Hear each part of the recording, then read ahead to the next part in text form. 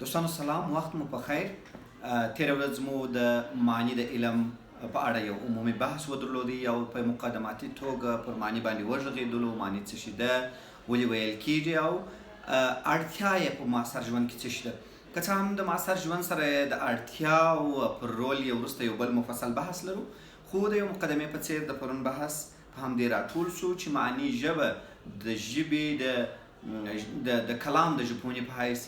موږ د دې لپاره مطالعه کوو چې خپل کلام که هغه منظوم وي، که منثور او که موزون په سمه توګه وړاندې کړی شي.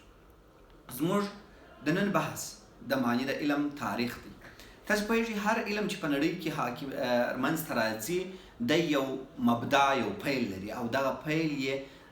په لومړي سر کې داسې نه وي چې دفتن را شروع کېږي، د یو شي په اړه بحثونه مطرح کېږي، بحثونه تیزیږي، بالاخره یو مستقل علم رامنځته کېږي. د معنی په اړه هم بحثونه همدغسې تر دغسې اړخونو تېرېږي او بالاخره یو واحد علم ته راوځي. کله چې موږ د معنی په اړه بحثونه را اخلو، زموږ بحث په عموم کې ځي په مستقیمه توګه یونان ته درېږي، ځکه په معاصر علومو کې یو غټ بحث چې مطرح دی هغه دا دی چې د هر علم پیل چې راواخلي مبدا یې یونان ته ځي او د دې تر شا تر ډېره ځایه پورې هغه خبره پرته ده چې د اسکندر مقدوني په وسیله د نړۍ اکثریت کتابونه او اثار له منځه یوړل سول، یوازې د یونان اثار پاتې سول او هغه اوس په نړۍ کې همیشه د ریفرنس یا د ماخذ په توګه استفاده کېږي. په یونان کې درې فلاسفه چې ډېر مطرح او مشهور دي د نړۍ په تاریخ کې، هغه اول یې سقراط دی، دوهم افلاطون دی او دریم یې ارسطو دی چې د اسکندر مقدوني استاد هم تېر سوی دی. موږ چې کله د فن یا د معنی د بیان د معنی یا د بیان د فن په اړه بحث کوو، دا مستقیم ځي په یونان کې. موږ اولین بحث چې مطرح دی د معنی په اړه هغه دا دی چې په عمومي توګه د بیان یا د استدلال علم د سقراط له محکمې سره ډېر ارتباط لري. یونانیانو معمولا دا عادت درلودي، دا رواج یې درلودي چې دوی بحثونه کول، یو بل ته یې غوږ نیوی، یو بل یې درکوله، یو بل یې ردوله، یو بل یې نقدوله او د یو بل په اړه بحثونه کول او دغه د بحثونو سلسله په یونانیانو کې ډېره عامه وه. نو ځکه د نړۍ اکثره فلاسفه په دوی کې دي او دغه فلاسفه وه چې یونان ته یو خاص ارزښت د علم په برخه کې قایل کړي دي. موږ چې کله د سقراط محکمې ته راځو، د هغه محکمه چې ډېره اوږده محکمه د نړۍ په تاریخ کې تېره سوې ده او استدلالونه یې ډېر منطقي او علمي دي او چې په پایله کې سقراط د شکران جام څښي او هغه زهر چې دته په هغه جام کې ورکول کېږي او دی وژل کېږي، مري، هر څه چې پکېږي. دلته مهمه مسله دا وه چې سقراط وژل سوی پر بحث او پر استدلال باندې دی، چې هغه ځینې نظریات درلوده او پر هغه باندې ټینګار کاوه او پر هغه استدلال کاوه او د دغه استدلال او بیان دا په یو هنر بالاخره بدل سوی دی. دغه د بحثونو سلسله له سقراط څخه راځي افلاطون ته. افلاطون هم بحثونه درلودل، د په مقابل کې رواقیان چې هلته په دغه ځایونو کې کښېنستل، د هغو بحثونه موجود وه او دغه د بحثونو مسله تر ډېره ځایه پورې مطرح وه. د یونان د علم د اوج سلسله چې ده هغه د اسکندر مقدوني په دربار کې ډېر اوج ته ځکه رسېږي چې هلته علم ته یو خاص ارزښت قایل کېږي او ارسطو د دربار د استاد په توګه مطرح کېږي او تر ډېره ځایه پورې د اسکندر ټول فتوحات، ټول کارونه، ټوله هڅې د ارسطو هغه نقش کړل سوي طرحې دي چې اسکندر مقدوني به عملي کولې.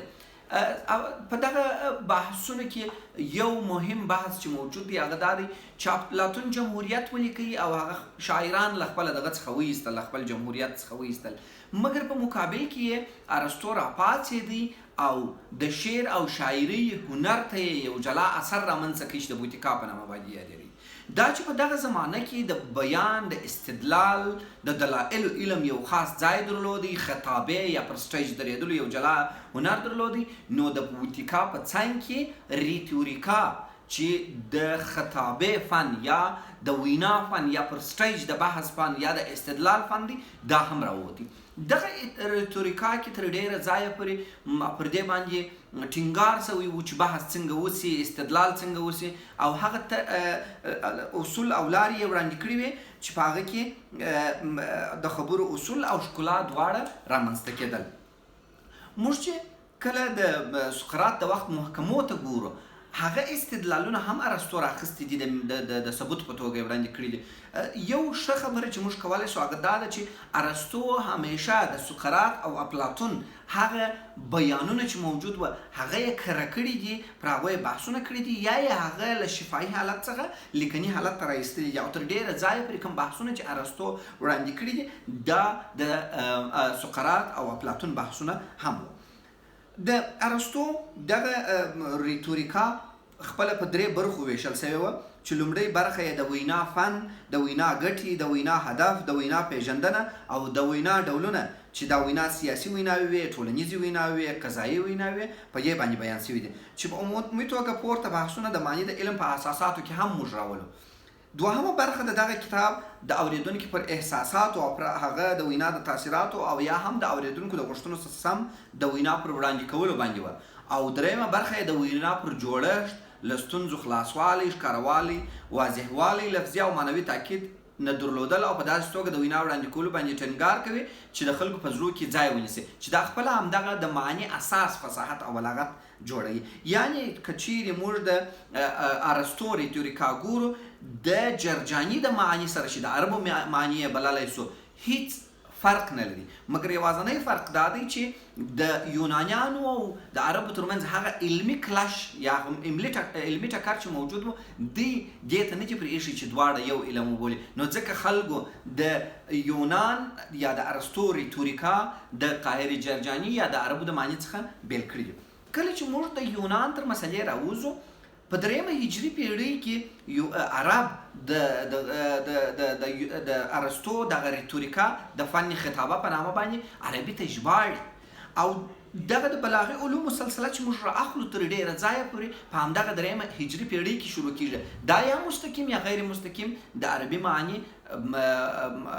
هغه دغه ننګیي چې دی د دې دعوه لري چې لومړی معنی په نړۍ کې دی رامنځته کړی. په عربانو کې لومړی کس چې د دې جرأت یې کړی دی چې د قرآن عظیم شان او نور په اړه بحثونه را شروع کړي، هغه فرع نومېده. فرع د دغه په اړه ډېر بحثونه کړي دي، د عربي هغه فصاحت او بلاغت په اړه، او د هغه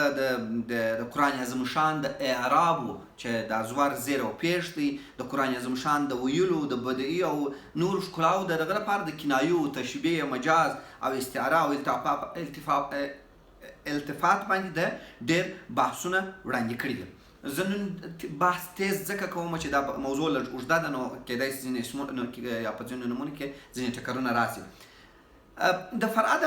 هڅه که څه هم ډېره عمومي ده، مګر یو پیل دی، او دا پیل د بلاغي علومو په وسیله د قرآن عظیم شان د تشریح، توضیح او ښه طرح پوهېدنې لپاره یو ښه جرأت و چې په هغه وخت کې هېڅ چا دا جرأت نه کوي چې د قرآن عظیم شان او حدیثو په اړه دې څه ووایي، ځکه خلکو فکر کاوه چې په دې اړه غږېدل دا خپله په یو ګناه کې سړی لویږي.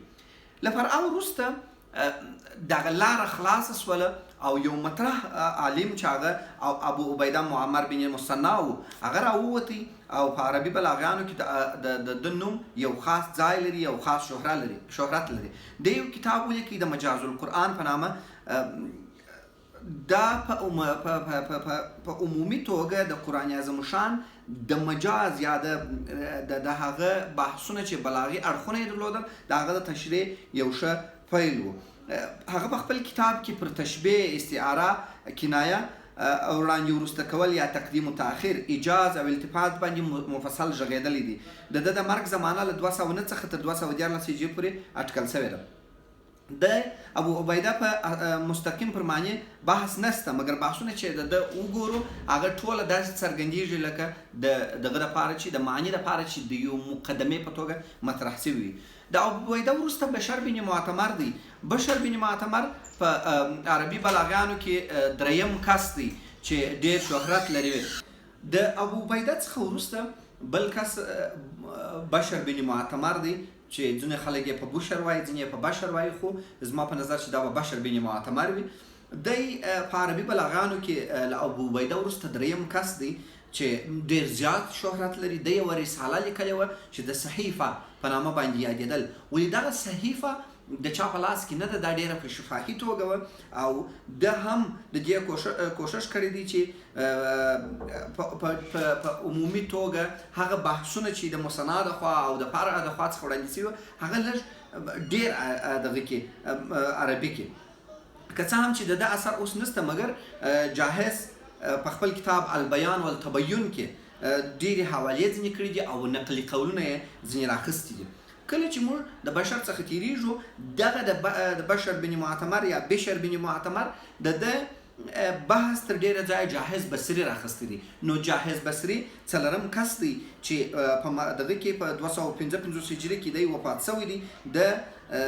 هغه صحیفه چې دغه رامنځته کړې وه هغه د بیرته راژوندۍ کړله او په خپل کتاب البیان والتبین کې پر دې بحث وکړي. هغه په خپل کتاب البیان والتبین کې پر ایجاز، اتناب، حذف، سجع، ازدواج، تشبیه، استعاره او د بلاغت اړوند نور زیاتو مسایلو غږېدلی دي. د دې څخه وروسته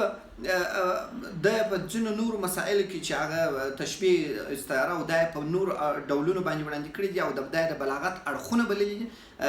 یو بل کس را پیدا کېږي د ابن قتیبه په نامه. د بصري څخه وروسته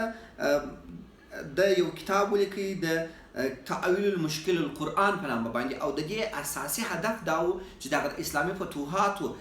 لمنه پراخه شوله او دغه د قرآن اعظم شان د مطالعې او د قرآن اعظم شان په ویلو او د قرآن اعظم شان په درک کې مشکلات موجود وه. نو دی راولاړ شو دغه مشکلاتو د حل دپاره دغه کتاب ولیکي. د دې څخه وروسته ابوالعباس محمد بن یزید المبرد چې خدای دې وکړي زه نوم صحیح وویلی سم، د یو بل مفصل کتاب ولیکي چې د مخکني ټول شیان پکښې کې دي د الکامل په نامه او د دې هدف هم دا و چې دا تر هغه کتابونو چې شته کامل کتاب دی. د په خپل دغه کې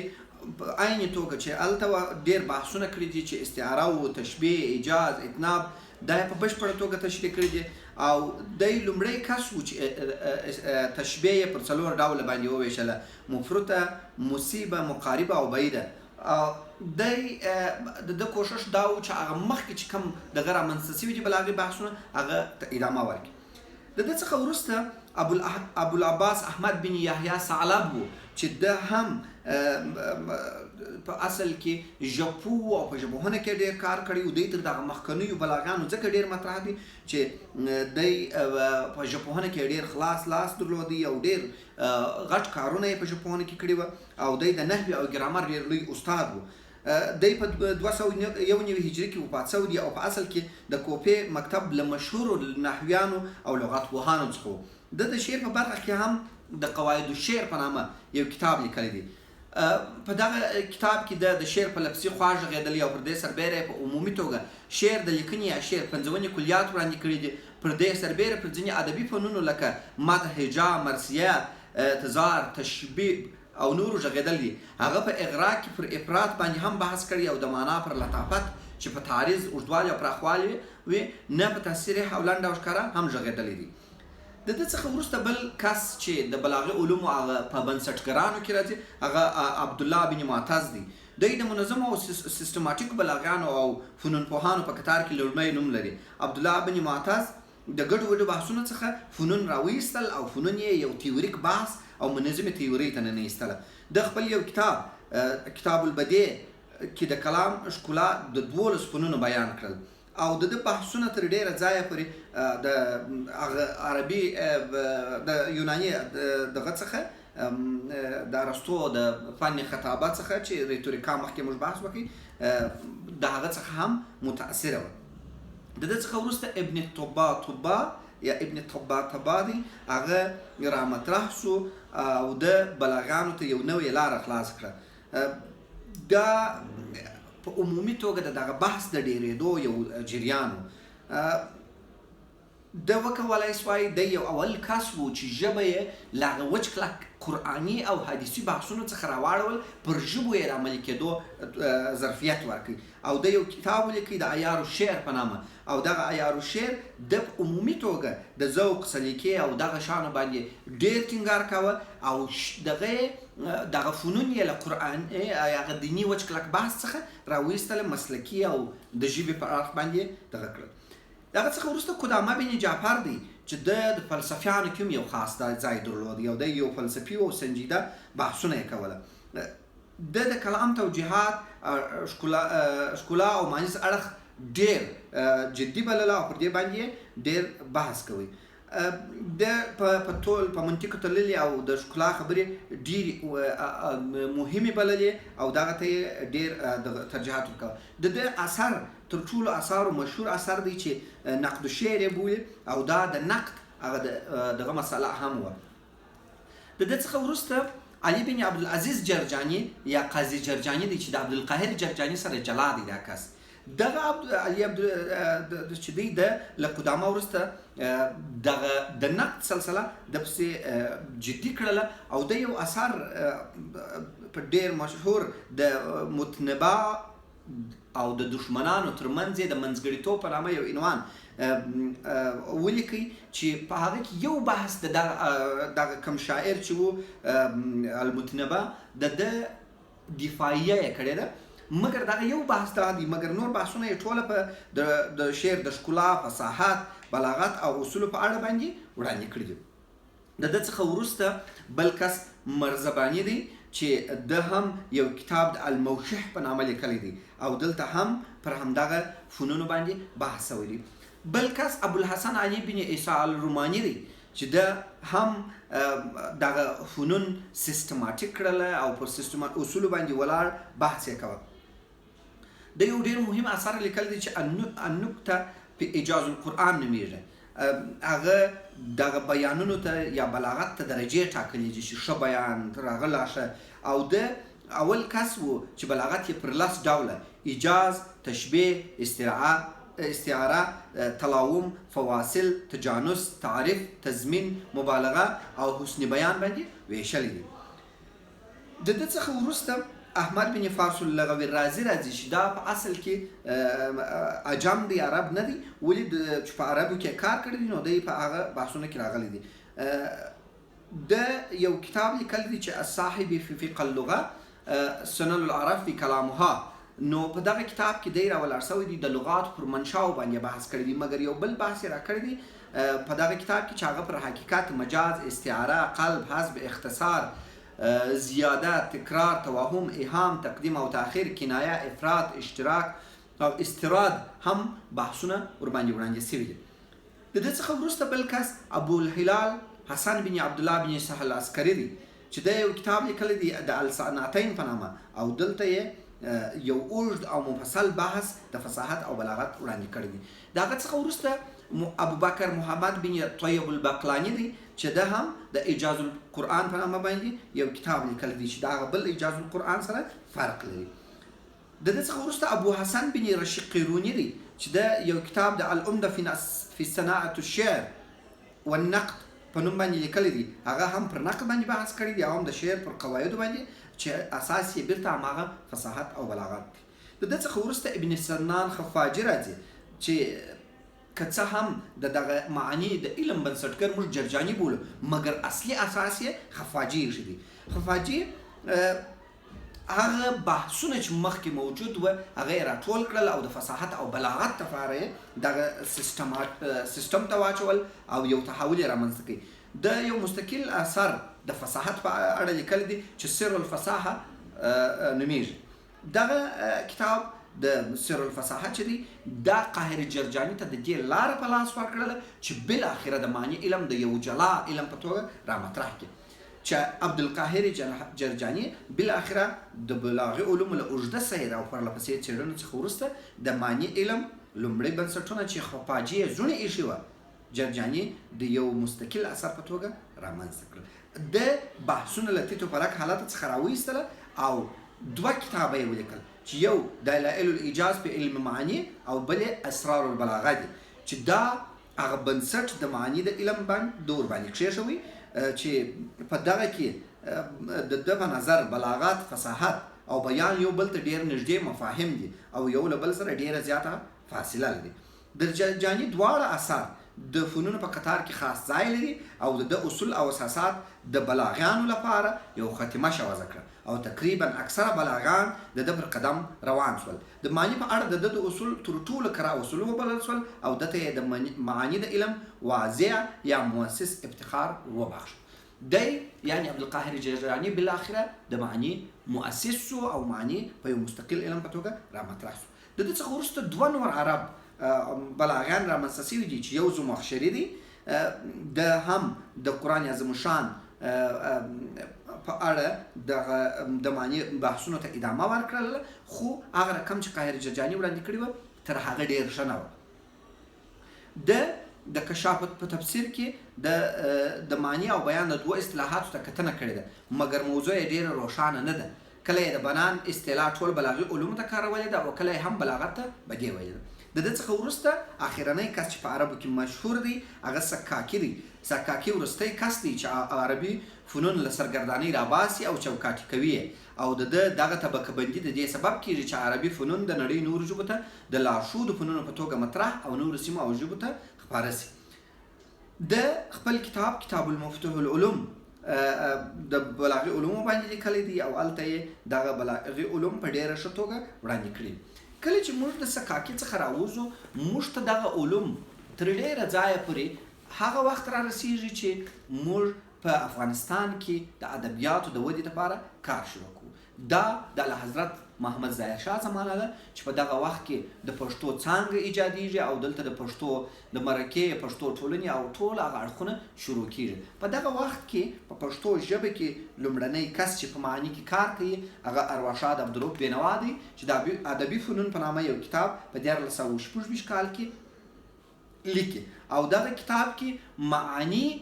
په ډیره مختصره توګه وړاندې کیږي. که څه هم د ده څخه وروسته سید تسنیم الحق کاخیل صاحب یوه ادعا کړې ده چې په پښتو ژبه کې لومړي ځل لپاره معنی ما رامنځته کړې ده، مګر په معنی د ده معنی په 1926 کال کې چاپ شوې ده. د استاد عبدالرؤف بینوا معنی چې په 1926 کال کې چاپ شوې ده په هغه کې معنی په بشپړه توګه ولې په مختصره توګه وړاندې شوې ده. او سید تسنیم الحق کاخیل چې کوم کتاب روح ادب لیکلی دی په هغه کې دا چې په 1926 یا 1950 یعنی 10 کاله د بینوا صاحب د کتاب څخه وروسته دی. د دې دوه څخه وروسته عبدالرحیم مسلم دوست د خوږې ژبې په نامه په دغه کتاب کې پر پښتو معنی بحث کړی دی، خو د استاد بینوا او تسنیم الحق کاخیل د کتابونو څخه په تاثر د هغه څخه ډېر راوروسته دغه کتاب په 1909 کال کې خپور شوی دی. بل د محمد ابراهیم همکار هم چې ادبي فنون یې په مطلقه توګه د استاد بینوا د ادبي فنونو او د سید تسنیم الحق کاخیل د روح ادب او د مسلم دوست دغه څخه شوي دي، په هغه اساس باندې یو ادبي فنون لیکلی، په هغه کې دغه بحثونه وړاندې کړي دي. نو په لنډه توګه موږ ویلی سو چې معانی له یونان را شروع په عربو کې اوج ته ورسېدل او بالاخره پښتو ژبې ته د 1926 کال څخه وروسته راغلل،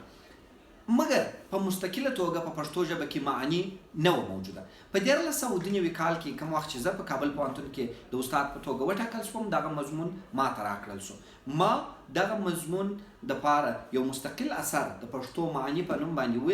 ولیکئ او دلته په